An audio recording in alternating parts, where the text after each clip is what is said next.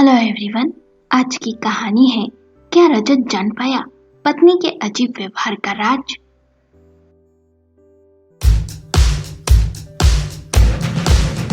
रजत के घर में रहती है उसकी माँ शांति, पत्नी नेहा और रजत का छोटा भाई और छोटी बहन। भाई अभी कॉलेज में पढ़ रहा है और बहन 12वीं कक्षा में है। रजत के पिता बैंक में काम करते थे। पिता की मौत के बाद रजत की बैंक में अनुकंपा नियुक्ति में नौकरी लग गई। नेहा ने शादी के बाद अच्छे से अपनी गृहस्थी संभाल ली थी। शादी को 2 साल हो गए थे। सब बहुत खुश थे, पर कुछ दिनों से नेहा और रजत के बीच लड़ाई झगड़े होने लगे थे। 31 दिसंबर की रात को अधिकतर कर्मचारी बैंक से जल्दी घर जाने लगे। रजत को काम करता हुआ देख उसके सहकर्मी ने पूछा, क्या आज साल का आखिरी दिन है, तुझे घर नहीं जाना जल्दी? रजत ने कहा, हाँ बस जाने ही वाला हूँ कुछ देर में। रजत मन ही मन सोचने लगा, घर जाकर क्या करूंगा? किसको घर में मेरी चिंता है? पत्नी है जो मुंह फुलाए रहती है, ना सास संवर कर पति का स्वागत करना जानती है और ना ही पति को देख मुस्कुराती है, जिससे दिन भर के थके हारे पति की थकान मिट सके। बैंक से शाम को अच्छे मूड से घर जाओ तो नेहा शिकायतों की गठरी लिए बैठे रहती है। माँ ने ऐसा नहीं किया, तुम्हारे भाई को अकल नहीं है, तुम्हारी बहन बहुत जिद्दी हो गई है, तुमने मुझे अब तक सोने का हार नहीं दिलाया, तंग आ गया हूं मैं इन रोज रोज की शिकायतों से। ऊपर से माँ की अपनी शिकायतें, भाई बहन की अपनी शिकायतें, किसी को मेरी परवाह नहीं। रजत अपनी सोच से बाहर आया, घर गया, फिर खाना खाने बैठा ही था कि नेहा की शिकायतों का सिलसिला शुरू हो गया। दरअसल रजत को अब अपना जीवन नीरस लगने लगा था। वो सोचता, बैंक से थका हारा घर जाऊंगा, आराम करूंगा, नेहा से बैठकर मन की बातें करूंगा, पर उसे सुख शांति का एक पल नसीब नहीं होता। माँ और पत्नी के बीच रजत पिस सा गया था।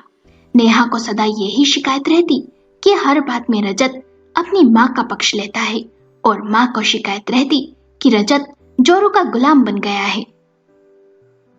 पर दोनों ही ये नहीं समझती कि रजत हमेशा सच का पक्ष लेता है। माँ और पत्नी दोनों ही उसे नहीं समझती। रजत समझ नहीं पाता था कि वो दोनों आपस में लड़ती झगड़ती क्यों रहती है। चैन से ना खुद रहती है और ना ही उसे रहने देती है। रजत सोचता कि शादी के 2 साल कितने हंसी खुशी के साथ बीते। नेहा कितना बन सवर कर रहती, बैंक से घर लौटने पर उसका मुस्कुराकर स्वागत करती, माँ का काम में हाथ बटाती, भाई बहन के साथ अच्छा व्यवहार करती, उनकी पढ़ाई में मदद करती। कितने खुश और सुखी थे। फिर अचानक से नेहा को क्या हो गया कि उसका व्यवहार बदल सा गया। बात बात पर गुस्सा और शिकायतें करने लगी। माँ की मदद भी नहीं करती, घर के कामों से जी चुराने लगी और माँ से बात बात पर बहस करने लगी, भाई बहनों से रूखा व्यवहार करने लगी। आखिर क्या हुआ नेहा को, जो अच्छा खासा खुशहाल घर युद्ध का मैदान बन गया? जितना रजत इन सवालों का जवाब जानने की कोशिश करता, उतना उलझ सा जाता। 31 दिसंबर की रात रजत ने खाना खाया और वो अपने कमरे में जाकर लेट गया। कुछ देर बाद नेहा कमरे में आई और बोली, देखो रजत, अब मुझसे ये रोज रोज की किचकिच सहन नहीं होती। ऐसा करो, तुम एक किराए का घर अलग से ले लो, अब मैं इस घर में नहीं रह सकती। रजत ने कहा, ये क्या कह रही हो तुम ये बात अच्छे से जानती हो, मैं ऐसा नहीं कर सकता नेहा, तुम्हें इस घर में तकलीफ क्या है? नेहा ने कहा, तकलीफ? अच्छा, कब तक तुम्हारी माँ के ताने सुनूं, तुम्हारे भाई बहनों के नखरे उठाऊं? मुझसे नहीं होता ये सब। रजत ने कहा, घर की सारी जिम्मेदारी मेरे ऊपर है, भाई बहन छोटे हैं, मैं अलग घर लेकर नहीं रह सकता। और फिर माँ, उनके बारे में तो सोचो, उनका क्या होगा? नेहा ने कहा, मैं कुछ नहीं जानती रजत, अब मैं इस घर में नहीं रहना चाहती। रजत ने कुछ नहीं कहा और करवट लेकर चुपचाप सो गया। पर नेहा का बड़बड़ाना अब भी जारी था। अगले दिन शाम को जब रजत बैंक से आया और खाना खाने लगा। तब नेहा उसके पास आकर बैठ गई और बोली, क्या सोचा फिर तुमने? किराए का घर लेने के बारे में। रजत को ये सुन गुस्सा आ गया और बोला, अरे सुख चैन से 2 निवाले तो खा लेने दो, तुम्हें अक्ल है या नहीं? पति सुबह का थका हारा आया है, खाना खाने बैठा, और तुम है कि फिर शुरू हो गई? देखो नेहा, पिताजी की मौत के बाद घर की सारी जिम्मेदारी मेरे कंधों पर है। मैं चाहकर भी अलग नहीं हो सकता, इसलिए अच्छा होगा तुम माँ और देवर ननन के साथ तालमेल बैठाना सीख लो, ये जिद छोड़ दो। नेहा ये सुन रोने लगी और बोली, देखो मैं अब किसी के साथ तालमेल बैठाना नहीं चाहती। मैं अब माँ के ताने और गालियां बर्दाश्त नहीं कर सकती। रजत ने कहा, माँ ताने दे सकती है पर गाली नहीं दे सकती। नेहा ने चिढ़कर कहा, तो मैं क्या झूठ बोल रही हूँ? रजत ने गुस्से से खाने की थाली सरका दी और उठकर चप्पल पहन बाहर चला गया। नेहा उसे आवाज लगाती रह गई। कुछ दूर चलने के बाद सड़क के किनारे जाकर बैठ गया और सोचने लगा। नेहा माँ के साथ कितना खुश रहती थी। माँ माँ कर सारा दिन आगे पीछे घूमती थी और भाई बहन भी हर बात में भाभी भाभी ही पुकारते थे। पर नेहा को अचानक से क्या हो गया जो वे तीनों उसे बुरे लगने लगे? अरे माँ ने आज तक कभी किसी को गाली नहीं दी, तो वे नेहा को क्यों गाली देंगी? नेहा झूठ क्यों कह रही है? वो मुझे सबसे अलग क्यों करना चाहती है? थक गया हूं उसे समझाते समझाते, पर वो क्यों नहीं समझना चाहती? कौन है जो नेहा को भड़का रहा है? नेहा की माँ? नहीं नहीं, वे तो बहुत ही अच्छी है। फिर कौन? रजत दिमाग पर जोर देकर सोचने लगा। उसे याद आया, 8 महीने पहले नेहा की मामा की बेटी मीनाक्षी इस शहर में रहने आई थी अपने पति हरीश के साथ। उसके पति हरीश ने ट्रांसफर लिया था इस शहर में। उसके 1-2 महीने बाद से ही नेहा के रंग ढंग बदले हुए से हैं। वो घर से कुछ ही दूरी पर रहती है। माँ ने बताया भी था कि वो अधिकतर आती है। दोनों बहनें घंटों कमरे में बैठ बातें भी करती है। इन सब के पीछे मीनाक्षी ही तो नहीं? रजत कुछ देर बाद घर चला गया और चुपचाप सो गया। अगले दिन बैंक गया और बैंक से आधे दिन की छुट्टी ले हरीश के ऑफिस उससे मिलने गया। हरीश रजत को देख बोला, आज ऑफिस मिलने कैसे आ गए? रजत ने कहा, कुछ महीनों से मुलाकात नहीं हुई ना, तो बस इधर से गुजर रहा था तो सोचा हाल चाल पूछ लूं। हरीश रजत को कैंटीन में ले गया और दोनों बातें करने लगे। बातों बातों में हरीश ने कहा, यार तुम बहुत लकी हो जो नेहा तुम्हें मिली। मैं तो परेशान हो गया हूँ मीनाक्षी से। हर बात में मीनाक्षी मुझसे लड़ाई करती है। उसकी डिमांड खत्म ही नहीं होती। घर से अलग होने की जिद ले बैठी थी तो मैंने यहाँ ट्रांसफर करवाया। अब नया घर खरीदो ये जिद लेकर बैठ गई है। कई दिनों से इस बात को लेकर लड़ाई झगड़ा चल रहा है। इस कारण 5 दिन से होटल में रह रहा हूँ और बाहर का ही खाना खा रहा हूँ, पर उस पर कोई असर तक नहीं हो रहा। प्लीज नेहा से कहना मीनाक्षी को समझाए जरा। बेहद ही जिद्दी और अड़ियल है। तंग आ गया हूँ मैं इस औरत से। रजत हरीश की बातों से जान गया कि कौन उसकी गृहस्थी में आग लगा रहा है।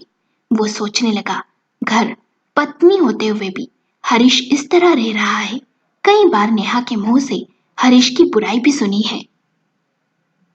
मीनाक्षी खुद जिद्दी और झगड़ालू है और पति को बदनाम कर रही है। कुछ लोग ऐसी ही प्रवृत्ति के होते हैं।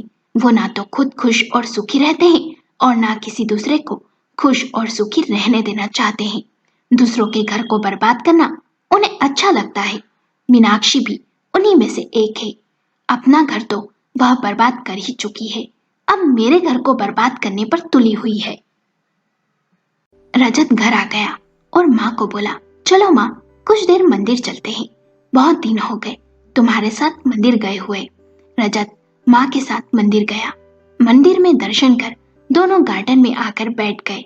शांति अपने बेटे रजत की परेशानी जानती थी। बोली, तू दुखी मत हो, सब ठीक हो जाएगा। रजत ने कहा, हाँ माँ मैं सब ठीक कर दूंगा। बस आप मेरा एक काम करोगी, जब भी नेहा की बहन मीनाक्षी घर आए तो मुझे कॉल कर देना। और हाँ, ये बात दोनों में से किसी को भी बताना मत। शांति ने कहा, ठीक है, पर तू ऐसा करने को क्यों कह रहा है? रजत ने कहा, माँ, वो मैं नहीं बता सकता, बस तुम मेरा ये काम कर देना। शांति ने कहा, ठीक है। 2-3 दिन बीते। रजत बैंक में था।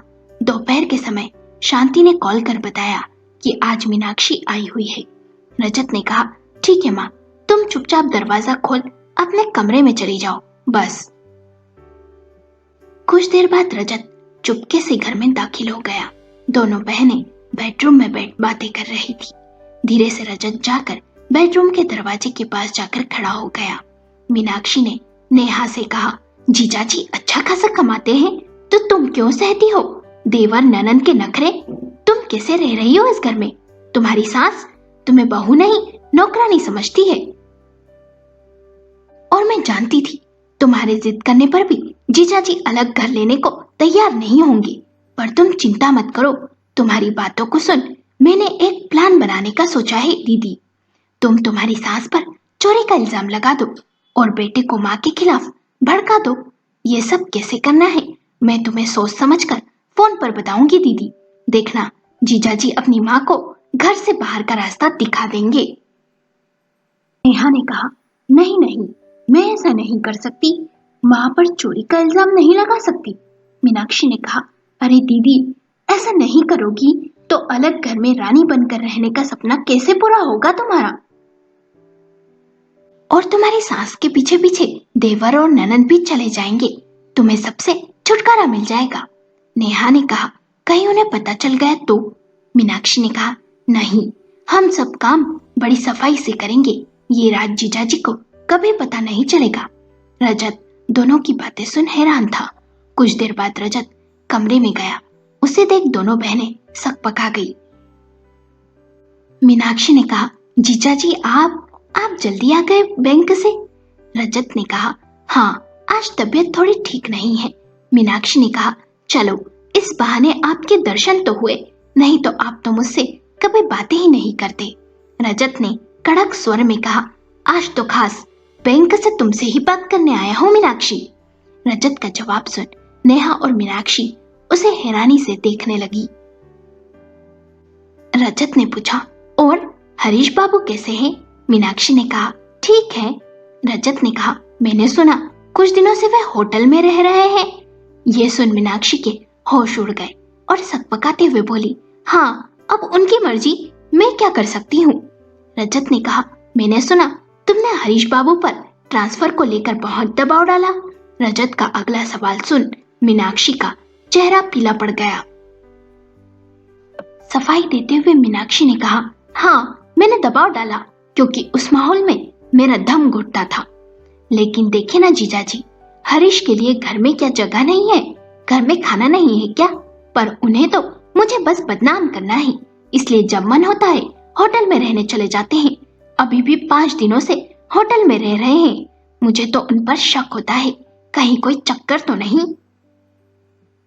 रजत ने कहा, मुझे इतने शौकीन और रंगीन मिजाज हरीश बाबू लगते नहीं है मीनाक्षी। तुम अपनी गलतियों को छिपाना क्यों चाहती हो?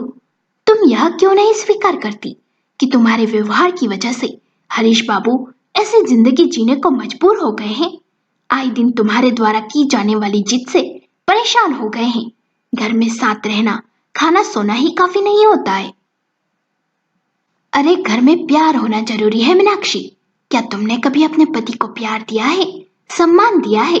ऑफिस से थक हार के आने के बाद उससे प्यार के 2 मीठे बोल बोले हैं? नहीं ना। तुमने सदा झगड़ा और जिद की है, पति पर तरह तरह के आरोप लगाती हो और उसे बदनाम करती हो। तो बेचारा पति होटल में जाकर नहीं रहेगा तो क्या करेगा? रजत बोले ही जा रहा था। आज वो नेहा के सामने उसकी ममेरी बहन मीनाक्षी का असली चेहरा लाना चाहता था। नेहा हैरानी से दोनों की बातें सुने जा रही थी। मीनाक्षी सच सुन तिलमिला सी गई थी और बोली, जीजाजी, आप मेरा अपमान कर रहे हैं और मेरी घरेलू जिंदगी में आपको दखल देने का कोई हक नहीं है। रजत ने कहा, मुझे हक नहीं है तो तुम्हें भी कोई हक नहीं है हमारे घर के मामलों में दखल देने का। तुम क्यों हमारे घर को बर्बाद करना चाहती हो? तुम यहाँ क्यों आती हो? इसलिए ना, तुम नेहा को हम सबके खिलाफ भड़का सको, इस घर की शांति को भंग कर सको। अपना घर तो तुमने बर्बाद ही कर लिया है, अब हमारा घर बर्बाद करने पर तुली हुई हो ना तुम? अपनी बहन की खुशियां तुमसे देखी नहीं जा रही है ना? मीनाक्षी उठकर खड़ी हो गई, अपना पर्स उठाते हुए जाने लगी और जाते जाते बोली, दीदी, मैं नहीं जानती थी कि जीजाजी मेरा इस तरह अपमान करेंगे। नेहा ने कहा, रुको मीनाक्षी, मेरी बात तो सुनो। रजत ने नेहा का हाथ पकड़ उसे कहा, जाने दो उसे, ऐसे लोगों की हमें जरूरत नहीं। नेहा ने रोते हुए कहा, आपने मेरी बहन के साथ अच्छा नहीं किया, उसका इतना अपमान करने की क्या जरूरत थी? रजत ने कहा, नेहा, वो तुम्हारी बहन कहलाने के काबिल नहीं है, वो तुम्हारी गृहस्थी उजाड़ना चाहती है। उसे बहन समझना तुम्हारी बहुत बड़ी भूल है, वो तुम्हारी शुभ चिंतक नहीं है। जानती हो नेहा, हरीश बाबू की कितनी बुरी हालत है, घर और पत्नी के होते हुए भी बेचारे बेघर की तरह होटल में रह रहे हैं और यहाँ वहां भटक रहे हैं। मीनाक्षी ने जिद कर पहले उन्हें उनके परिवार से अलग करवाया और अब यहाँ आने के बाद उसे नया बड़ा घर चाहिए। जब हरीश बाबू ने इनकार कर दिया तो मीनाक्षी ने लड़ाई झगड़ा शुरू कर दिया। हरीश बाबू बहुत ही परेशान है और उसकी जिम्मेदार है सिर्फ तुम्हारी प्यारी बहन। मीनाक्षी हरीश बाबू को चैन से नहीं जीने देती, उनसे हर समय झगड़ती रहती है। ना तो वो खुद शांति से रहती है और ना ही दूसरों को रहने देती है।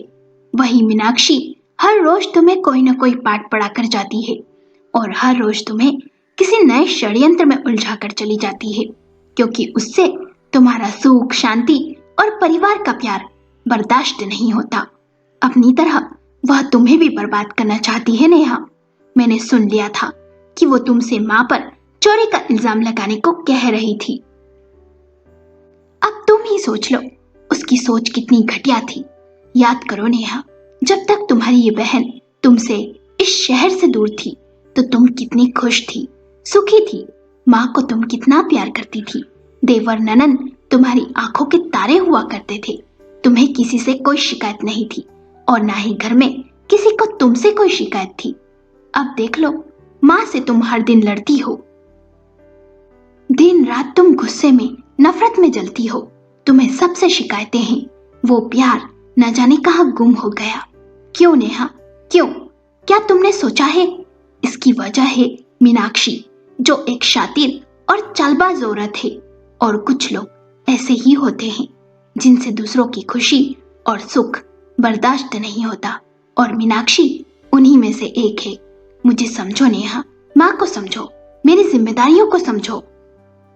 घर को बर्बाद करने की नहीं, घर को जोड़ने की कोशिश करो। मैं तुम्हें बहुत चाहता हूँ नेहा। ये सब सुन नेहा रोने लगी। उसे समझ आ गया था कि किस तरह मीनाक्षी की बातों के जाल में वो फंसती गई और सबको अपना दुश्मन समझने लगी।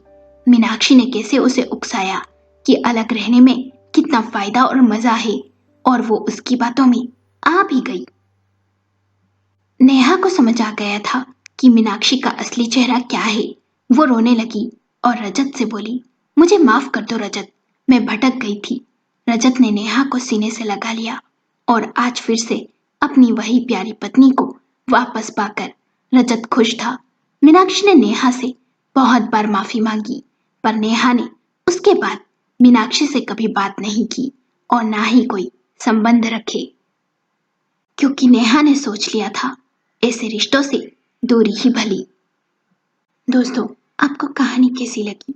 हमें अपने विचार कमेंट करके बताएं। कहानी पसंद आई हो तो लाइक करें, शेयर करें और चैनल को सब्सक्राइब करें।